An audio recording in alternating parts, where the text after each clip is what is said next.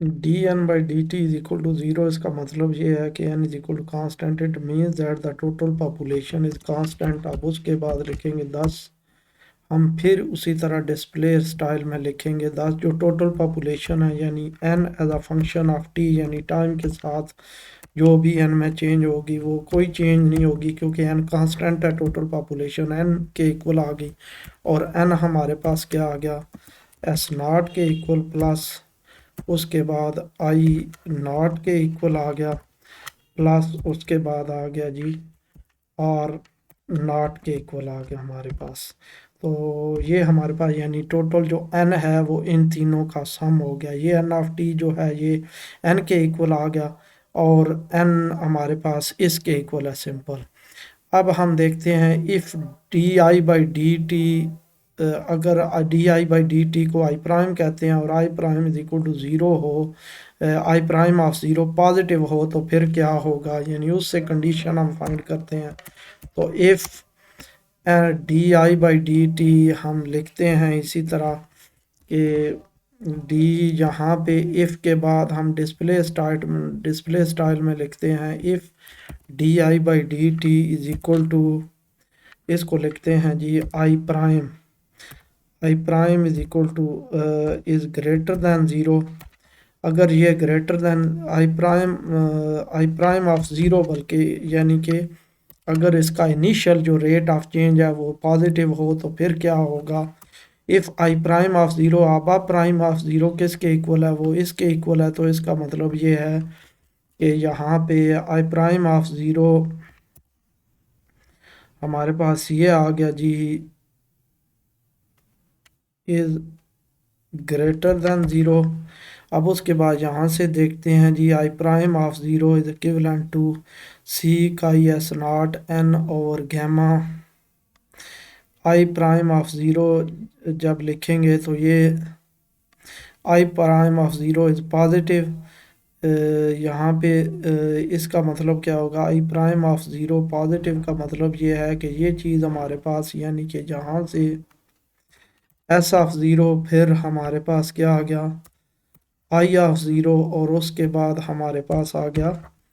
I of zero positive. यानी ये I prime of zero का मतलब जहाँ जहाँ टी इधर आ रहा है आई प्राइम ऑफ टी में, यहाँ पे हमने ज़ीरो लिख दिया, और एन ऑफ टी हम पहले ही कह चुके हैं कि एन ऑफ टी जो है वो एन के इक्वल है, तो क्योंकि एन ऑफ टी एन के इक्वल अप्रूव कर चुके हैं, एन कांस्टेंट, तो ये इसके इक्वल आ गया। अब इसको फिर थर्ड स्टेप में फिर कैसे लिखेंगे, थर्ड स्टेप में ये किसके इक्वल आ जाएगा जी, यहाँ पे ये आ गया, फिर उसके बाद यहाँ पे ये ब्रैकेट लगा देंगे आई ज़ीरो, यानी इसका मतलब ये है कि अगर ये यहाँ पे ये ब्रैकेट अप्लाई कर दी और आई प्राइम ऑफ ज़ीरो हम कॉमन ले लेंगे इससे, कि आई प्राइम ऑफ ज़ीरो इसके इक्वल आ गया आई प्राइम ऑफ ज़ीरो। अब देखें कि एक ये क्वांटिटी है और एक ये क्वांटिटी है, यानी दोनों का प्रोडक्ट पॉजिटिव है। तो या तो दोनों नेगेटिव हों तब प्रोडक्ट पॉजिटिव होता है, और या दोनों पॉजिटिव हों, लेकिन दोनों नेगेटिव हो नहीं सकती। किस वजह से, क्योंकि आई ऑफ ज़ीरो जो है वो इनिशियल पॉपुलेशन, इन्फेक्टेड पॉपुलेशन, तो पॉपुलेशन तो कभी नेगेटिव नहीं हो सकती। तो इसको हम ऐसे लिख सकते हैं फिर आई ऑफ ज़ीरो, या तो ये हमारा कंट्रोल जेड कर लें या कॉपी कर लें इसको कि कंट्रोल सी, या तो ये हमारे पास पॉजिटिव है,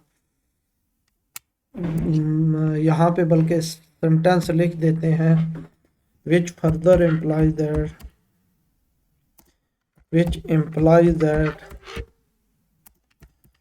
implies that या तो आई प्राइम ऑफ ज़ीरो पॉजिटिव है, या फिर और दूसरा ये हमारे पास पॉजिटिव है।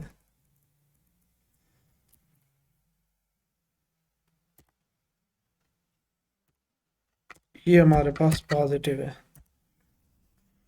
और फिर ये जो कंडीशन है ये किसके इक्वल होगी, ये सी का E over N S zero over gamma, ये किसके इक्वल आ जाएगी, यहाँ जिस तरह ये लिखा हुआ है इज इक्विवेलेंट टू सी का ई एस नॉट और एन ग्रेटर देन गैमा, इसको हम लिख सकते हैं इसको हम लिख देंगे यहाँ पे, फिर साइन लगाएंगे इम्प्लाइज दैट, यहाँ पे यहाँ से साइन आ जाएगा इम्प्लाइज दैट, और इम्प्लाइज दैट ये किसके इक्वल आ जाएगी, हमारे पास सी का नॉट एस और गैमा, और ये ग्रेटर देन गैमा आ गया यहाँ हमारे पास। यानी अगर हमारे पास आई प्राइम ऑफ ज़ीरो का मतलब है कि इनिशियल रेट ऑफ चेंज जब पॉजिटिव हो, initial rate of change positive होने का मतलब क्या है, यानी कि फंक्शन इंक्रीजिंग हो। जब डेरिवेटिव पॉजिटिव हो तो वो फंक्शन इंक्रीजिंग होता है, यानी इनिशियली अगर इन्फेक्शंस इंक्रीज कर रहे हों तो उससे या तो ये होगा कि इनिशियली वो जो इन्फेक्शंस हैं वो पॉजिटिव होंगे, तो ये तो ऑब्वियस ही बात है वो पॉजिटिव होंगे, या दूसरी कंडीशन ये है कि ये वो सेटिस्फाई कर रहे होंगे। तो उसी आगे फिर लिखते हैं इसी तरह, इफ़ अगर हमारे पास ये नेगेटिव हो तो फिर क्या होगा, इसी को कॉपी कर लेते हैं, इसको कॉपी करके तो यहाँ पे लिखेंगे, यहाँ पे लिखेंगे तो ये हम लिख देंगे कि अगर ये लेस दैन ज़ीरो हो, अगर यानी इनिशियली जो रेट ऑफ चेंज है वो नेगेटिव हो, नेगेटिव का मतलब है कि डिक्रीजिंग फंक्शन, तो हमारे पास ये भी लेस दैन ज़ीरो होगा, और इस तरह ये भी लेस दैन ज़ीरो होगा, और विच इम्प्लाइज दैट, इधर फिर यही इनइक्वालिटी हमारे पास चेंज हो जाएगी, यही इनइक्वालिटी हम ऐसे लिख देंगे लेस दैन ज़ीरो, और उसके बाद यहाँ पे लेस दैन ज़ीरो आ गया, और इम्प्लाइज दैट ये हमारे पास लेस दैन इसके इक्वल आ गया। यानी ये दोनों अगर यानी इनिशियल कोई दूसरे लफ्ज़ों में initial rate of change positive हो, यानी फंक्शन जो है initially rate of change positive होने का मतलब क्या आएगा कि इन्फेक्शंस अगर इंक्रीज़ कर रहे हो इनिशियली तो ये कंडीशन आ जाएगी, और अगर इनिशियली फंक्शन जो है वो इन्फेक्शंस डिक्रीज़ हो रहे हों तो ये कंडीशन आ जाएगी हमारे पास। वही चीज़ इधर लिखी हुई है ये जी, इसमें इसको थोड़ा कैपिटल कर लेते हैं, तो ये चीज़ आ गई इधर हमारे पास, ये जो लिखी हुई है ये मॉडल लिखा हुआ है, और उसके बाद ये चीज़ हमारे पास जो लिखी हुई है equivalent to, and it is always decreasing I prime is less than और इक्वल टू ज़ीरो, या लेस दैन ज़ीरो हो तो फिर ये आ जाएगा। These alternatives are related to the basic parameter responsible for the outbreak of the epidemic called the basic reproduction number। ये जो दोनों alternatives हैं, यानी कि ये जो लिखा हुआ है या ये लिखा हुआ है, ये जो alternatives हैं ये हमारे पास क्या हैं, for the two the these alternatives are related to the basic parameter, एक बेसिक पैरामीटर से ये रिलेट कर रहे हैं, responsible for the outbreak of the epidemic, वो ऐसा पैरामीटर है जो आउटब्रेक एपिडेमिक, ये जो कोई भी एपिडेमिक हो रही है उसके आउटब्रेक लाने में उसका एक इम्पॉर्टेंट रोल है, इस उसको कहते हैं बेसिक रिप्रोडक्शन नंबर, और बेसिक रिप्रोडक्शन नंबर ये उसमें रिलेशन ये आ जाएगा R naught is equal to C chi over gamma. यानी इसका मतलब ये है कि अगर गैमा को हम इधर डिवाइड करें तो सी काई ओवर गैमा, और इधर भी गैमा को डिवाइड करें तो सी काई ओवर गैमा, जो आइस की हमारे पास क्वांटिटी उसको हम क्या कहेंगे आर नॉट, और वो जो है वो हमारे पास बेसिक रिप्रोडक्शन नंबर कहलाता है, और ये हमारे पास ये रिस्पॉन्सिबल है डिजीज़ आउटब्रेक लाने में कि डिजीज़ किस तरह फैल रही है जी। अब हमारे पास यही चीज़ हम इधर लिखते हैं जी, these alternatives are related to a basic responsible for the outbreak of the epidemic called the basic reproduction number। तो ये हमारे पास यहाँ पे कंट्रोल एम करेंगे ताकि टेक्स्ट में लिखा जाए तो बेसिक रिप्रोडक्शन नंबर आ गया। फिर उसके बाद हमारे पास क्या है आगे, इसका ये जो रेफरेंस लिखा हुआ है ये रेफरेंस भी कोट करना है। ये रेफरेंस देखें, यह रेफरेंस 3 दिया हुआ है, रेफरेंस 3 अब हम यहाँ पे हमारे पास देखते हैं इसके, या इस पेज के नीचे होगा 3 लिखा हुआ, और या फिर आखिर में जो 3 है वो लिखा हुआ होगा। यहाँ पे इसकी एक्सप्लेनेशन कहीं लिखी होगी, 3 लिखा हुआ है जी। Basic reproduction also name the given into a different expression in general, a basic reproduction number summarizes the strength of sources and sinks for the dynamics of population of interest into a threshold parameter। ये उसकी वो explanation लिखी हुई है। हम basic reproduction number को इसको नहीं देखेंगे, हम बेसिक रिप्रोडक्शन नंबर की ये डेफिनेशन कोट करेंगे। तो ये क्या है हमारे पास,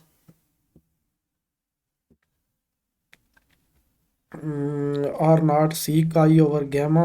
हम इसको लिखेंगे इसी तरह। फिर बेसिक रिप्रोडक्शन नंबर को अब हमने लिखना है, तो इसी तरह डिस्प्ले स्टाइल में लिखा, आर लिखा, फिर उसके बाद R naught is equal to C chi over gamma. सी काई हम इधर से कॉपी कर लेते हैं, कॉपी करके ये लिख दिया, और उसके बाद लिख दिया कंट्रोल एफ, और यहाँ पे हमने क्या लिख दिया उसका, सी काई ओवर गैमा। और सी काई ओवर गैमा उधर इक्वेशन नंबर लिखा हुआ है, तो हम क्या करेंगे, इधर 1 2 3 है, तो इस इक्वेशन को हम 4 का नाम दे देंगे। कैसे, इधर कर्सर इधर ला के डबल क्लिक करेंगे, तो वो क्या कह रहा है, कस्टम, तो कस्टम हम करके तो इसका हम लिख देंगे 3, कि ये हमारे पास जी 3 इक्वेशन है। अब हमारे पास ये क्या है जी, ये this is the average number of secondary cases, यानी कि सेकेंडरी केसेस का मतलब है कि एक बीमार बंदे से जितने आगे केसेस बन रहे हैं, ये एवरेज उनके नंबर को बता रहा है कि एक बीमार बंदा ऑन एवरेज कितने बंदों को बीमार कर रहा है। Produced by a single infective, एक इन्फेक्टिव इंडिविजुअल से जितने on average number of individuals infect हो रहे हैं, ये उनको रिप्रेजेंट कर रहा है। Individual introduced in a totally susceptible population, यानी जितनी भी ससेप्टेबल पॉपुलेशन है, 100 है, 200 है, 1000 है, वो लिखें, और उसमें एक बंदा इन्फेक्ट हो जाए, इन्फेक्टेड आ जाए, तो वो अपने इन्फेक्शियस पीरियड के दौरान जितना अरसा बीमार जितने बंदों को इन्फेक्ट करेगा, उसको हम कहते हैं ये बेसिक रिप्रोडक्शन नंबर। या सपोज ऑन एवरेज हम इस तरह लेते हैं, इस वजह से कि एक बंदा बीमार बंदा है, वो सपोज 100 बंदों से मिलता है और 4 बंदों को इन्फेक्ट करता है। एक बीमार बंदा है, वो मिलता है जितने बंदों को 200 या 500 जिसको भी मिलता है, 10 बंदों को इन्फेक्ट करता है। तो ऑन एवरेज एक बीमार बंदा अपनी बीमारी के दौरान, इनकी एवरेज निकाल के, तो एक एवरेज बंदा, ऑन एवरेज एक बंदा जितना अरसा बीमार रहता है और जितने बंदों को इन्फेक्ट करता है, उसको हम कहते हैं basic reproduction number. During the length of infection का मतलब यही है कि जितना अरसा वो बीमार रहता है और उस फिर वो हमारे पास जितने बंदों को इन्फेक्ट करता है, दैट इज़ एस नॉट। और एस नॉट हमारे पास क्या आएगा, n-1 is much much greater than 1, यानी कि एस नॉट इनिशियल पॉपुलेशन जो है वो मच मच ग्रेटर देन 1 का मतलब है कि एक इन्फेक्टिव नहीं बल्कि एक से बहुत ज़्यादा ससेप्टेबल इंडिविजुअल होंगे उसमें। तो हम इसको कॉपी करेंगे। अब इसको कॉपी करके तो यहाँ पे हम पेस्ट करेंगे, यहाँ पे अब ये जो है ये हमने लिखना है मैथमेटिक्स में, ये जो लिखा हुआ है, तो हम क्या करेंगे, दैट इज़, और यहाँ पे हम कर देंगे स्पेस एक कंट्रोल एम, और एस हमारे पास क्या आ जाएगा, S not is equal to, हमने क्या लिखा हुआ था जी, n-1 is much much greater than 1। ये हम इधर से रिमूव कर देंगे during the length of infection. तो हम इसको इसके साथ मिला लेंगे, फिर उसके बाद ड्यूरिंग हम, क्योंकि हम इसमें स्पेस नहीं रखते, this is the average number of secondary cases produced by a single infective individual introduced into a totally susceptible population, that is S not. हमारे पास क्या है, यानी जो ससेप्टेबल है इनिशियली वो 1 से कहीं ज़्यादा है, सिर्फ एक नहीं है, बहुत ज़्यादा है, during the length of infection. यानी ये बेसिक रिप्रोडक्शन नंबर इस तरह इंट्रोड्यूस करवाया जाता है कि नंबर ऑफ सेकेंडरी केसेस का मतलब कि एक या ऑन एवरेज एक बीमार बंदा जितने बंदों को इन्फेक्ट करता है अपनी बीमारी के दौरान, वो बेसिक रिप्रोडक्शन नंबर कहलाता है। और वो ये उसका एक्सप्रेशन हमने इसको डनोट कर दिया आर नॉट से।